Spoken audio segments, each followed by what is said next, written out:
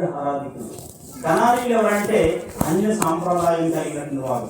కనాను వారు వేరే దేవుళ్ళని ఆరాధించేవారు, సృష్టికర్త అయిన దేవుడిని ఎరగనివారు. అందుకే ఆయన వారితో చేయడానికి ఇష్టపడలేదు. కనాను వారు అనేక మంది దేవుళ్లను విగ్రహాలను పూజించేవారు. ఇలాంటి విషయాల నుంచి తన కొడుకును దూరంగా ఉంచాలని ఇష్టపడ్డాడు. హల్లెలూయా. కనుక క్రైస్తవులైన మనం కూడా ఏం చేయాలి అంటే అలాంటి వాటికి మనం దూరంగా ఉండాలి. దేవుని వాక్యం తెలియజేస్తుంది కదా, వెలుగుకి చీకటికి సంబంధం ఉండదు, ఉండదు కూడా కదా. వెలుగు ఉండే చోట చీకటి ఉండదు, చీకటి ఉండే చోట వెలుగు ఉండదు. కనుక దేవునికి బెరియానికి పొత్తు కుదరదు.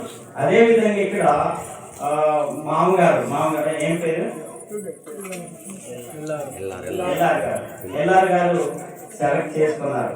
నా స్వజాతి కదా, నా చెల్లిని కుమార్తెనే తీసుకురావాలన్నట్టుగా సెలెక్ట్ చేసుకున్నారు అనుకుంటారు. హల్లెలూయా, దేవునికి స్తోత్రం. ఇక్కడ అబ్రహాం అదే కనబడుతుంది కదా, కనాను కుమార్తెను నేను తీసుకోనక, కనానీయుల కుమార్తెలను నేను చేసుకోనక నా స్వజనం అంటారు. కింద వచ్చిన కదా, నా స్వజనమందున్న నా బంధువుల యొక్కకు వెళ్ళి ఇస్సాకు నా కుమారునికి భార్యను తెచ్చినట్లుగా ఆకాశం యొక్క దేవుడును భూమి యొక్క దేవుడునైనా యెహోవా తోడని మీ చేత ప్రమాణం చేయించదని దేవుని స్తోత్రం. మనం కోరుకోవాలి. చాలా మంది రోజుల్లో బాప్తిసం తీసుకుంటారు, బాప్తిసం తీసుకొని అంజలికి వెళ్ళిపోతున్నారు. ఈ మాట చెప్పాలో చెప్పకూడదు కానీ పిల్లలు మనం గమనించాలి. మనం రక్షించబడ్డాం, బాప్తిసం తీసుకున్నాం కదా, సృష్టికర్త అయిన దేవుడిని నమ్ముకున్నాం. సృష్టికర్త అయిన దేవుడిని నమ్ముకున్న తర్వాత, రక్షణ పొందుకున్న తర్వాత మళ్ళా లోకంలో కలిసిపోకూడదు, లోకంతో మనం వెళ్ళిపోకూడదు. దేవుని వాక్యం తెలియజేస్తుంది, దేవుని చేతులు పడట బహు భయంకరం కదా, దేవుని చేతులు పడట బహు భయంకరం కదా.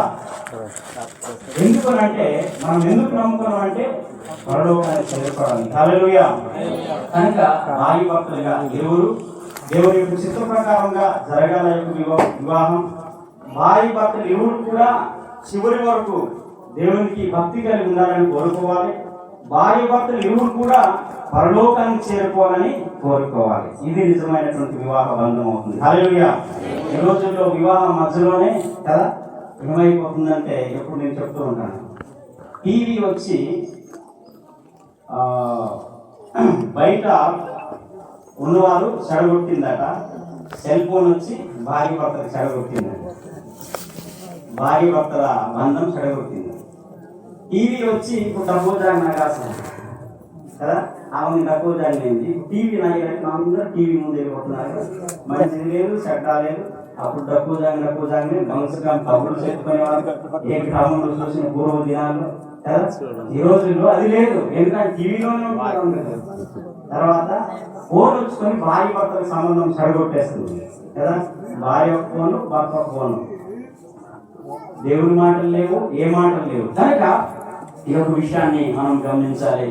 మనము ఇక కనాను స్త్రీలు చేసుకోనక కదా, అబ్రహాం కోరుకునే కోరిక, కనాను వారు అనేకమైనటువంటి దేవుని దూరంగా ఉన్నారు కనుక నా కొడుకు దూరంగా ఉంచాలని కోరుకున్నారు. దేనికి? విగ్రహాలకి, మరి లోక సంబంధమైన వాటి గురించి దూరంగా ఉంచాలని కోరుకున్నారు. కనుక తల్లిదండ్రులకు మనం కూడా మన పిల్లలు ఇదే కోరుకోవాలి, అబ్రహాం లాగా. హల్లెలూయా. ఆ విధంగా కోరుకుంటే మన పిల్లలు జీవితాలు లేదా బంధాలు మంచిగా ఉంటాయని దేవుని వాక్యం తెలియజేస్తుంది. కనుక ఆ విధంగా మనం కూడా కోరుకొని తండ్రులుగా ఉండాలి అని ఆశించాలి. స్వదేశానికి అని అంటారు. స్వదేశానికి కల్దీ ప్రాంతంలో ఊరు కాదు, ఆ తర్వాత కొంతకాలం అబ్రహాం నివసించే చోటది.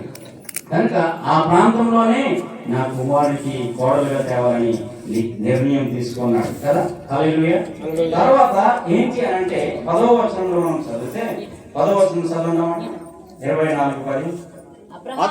అబ్రహాం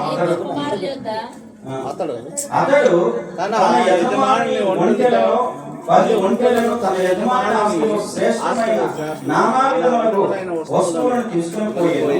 అతడు లేచి అర్నాను లోయ నుండి నాహోరు పట్టణం చేరి సాయంకాలంలో స్త్రీలను నీళ్లు చేదుకుని వేళకు ఊరి బయట నీళ్లు బావుల యొక్క తన ఒంటెలను మోకరింపు చేసినట్టు మనం చూస్తున్నాం, ప్రార్థన చేసినట్టు మనం చూస్తున్నాం.